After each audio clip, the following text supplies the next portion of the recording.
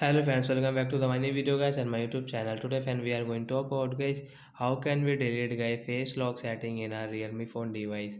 Means guys you have guys your face lock guys, this face lock guys you have, and once you don't want to use your face lock guys, you want to delete guys your face lock setting. So man, how can you delete? Today I will show you in this video guys. So before starting video friend, first of all go and subscribe the channel guys, click the bell icon, like the video. So friends, now let's see how can we delete face lock data in Realme phone. First of all guys, we will on our phone setting guys. After on phone setting guys, we will scroll it, and then we will click on guys this password and security setting to delete face lock. Then guys tap here. Once you can see second option is face lock setting guys, we will tap here. So once you can see draw unlock pattern means draw your pattern, and once you have any password, so then you will have to enter your password.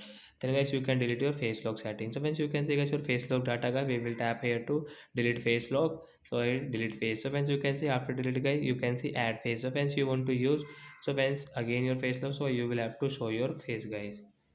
So like that guys, you can delete face lock guys. You can see guys we don't have this face lock setting, and hence you can see we have only this pattern lock. So hence we will draw pattern to unlock our phone.